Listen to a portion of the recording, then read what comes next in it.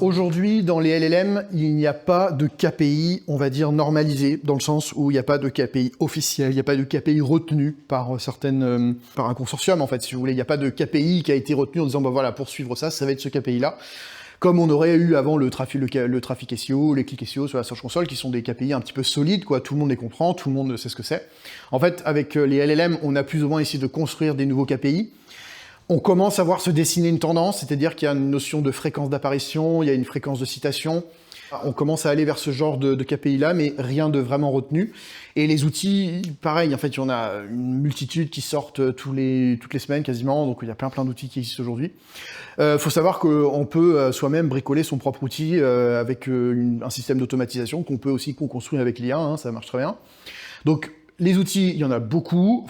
Comme pour tous les outils, il faut trouver celui qui nous parle le plus, celui qu'on trouve être le plus cohérent, le plus simple à utiliser. Et en termes de KPI, en fait, aujourd'hui, là, en 2025, il faut un petit peu, je pense, se construire ses propres KPI. Et comme pour tout KPI, se poser les questions de est-ce qu'il est pertinent, est-ce qu'il est impactant, et est-ce qu'il me permet de faire évoluer ou d'avancer sur mes projets. Alors les outils aujourd'hui pour mesurer sa visibilité dans les LLM, ils sont extrêmement nombreux, tout simplement parce que toutes les semaines, il y en a des nouveaux, avec des méthodologies, des process différents. Après, la base technologique est toujours la même, c'est pas très compliqué, hein. Les données sont accessibles par API, un petit peu de code et c'est parti, voire de no-code. Donc l'enjeu ne se situe pas forcément là. Il y a quand même une particularité, c'est qu'aujourd'hui c'est encore naissant, on commence à comprendre, on essaie d'avoir de la donnée pour commencer à essayer d'avoir une approche de est-ce que ma marque est visible, se poser ces questions-là. Mais aujourd'hui, on n'a pas encore la data qui est donnée par les LLM, et notamment ChatGPT. Très certainement, sans doute, parce qu'il n'y a pas encore de régie publicitaire ou de modèle payant. Ce qui est arrivé sur Google, hein, en 1998, le moteur de recherche arrive. En 2001, Google AdWords précédemment sort. Et à partir de ce moment-là, pour vendre de la publicité, Google donne les volumes de recherche et communique sur ces informations-là. Aujourd'hui, ChatGPT n'en est pas encore là, donc on n'a pas accès à ces informations. Et en plus de ça, il faut quand même se dire que les réponses sur ChatGPT sont extrêmement personnalisées à l'utiliser par rapport à l'utilisateur et ses recherches précédentes, où sa recherche est beaucoup plus longue. Donc du coup, c'est compliqué quand même de mesurer les choses de la même manière qu'un SEO traditionnel. Cela dit, on pense, nous en tout cas chez IFEN, que c'est toujours intéressant quand même d'aller commencer à regarder, commencer à se faire une idée de est-ce que ma marque est là ou pas du tout. Ça nous permet d'avoir des premiers points de repère pour commencer à se repérer dans ce nouveau monde. Alors aujourd'hui, il n'y a pas vraiment d'outils qui pourraient nous permettre de répondre, de retracer vraiment à 100%.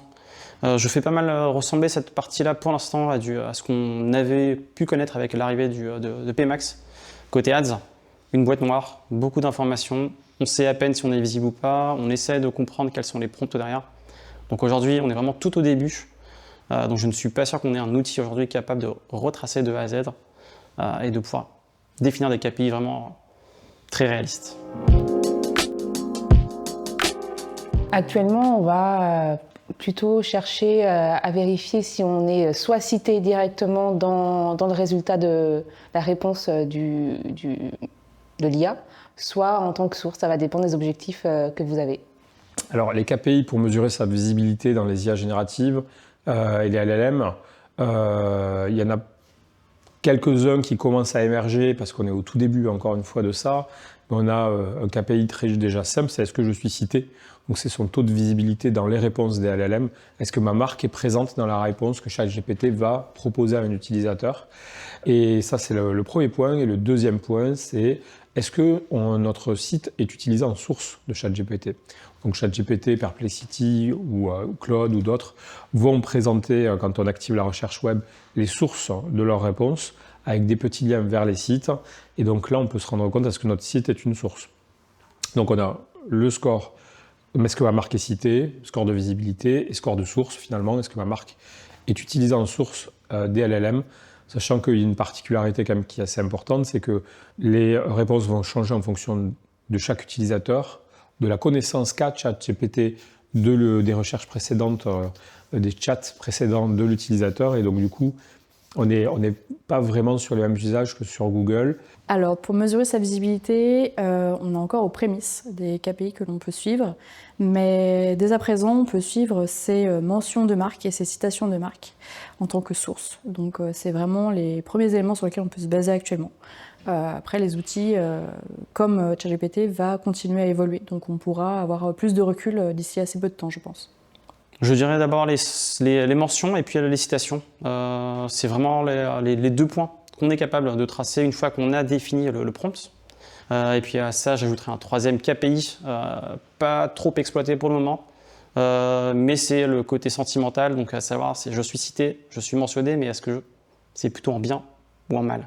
Donc essayer de comprendre en fait si le LLM, l'IA, me recommande ou pas.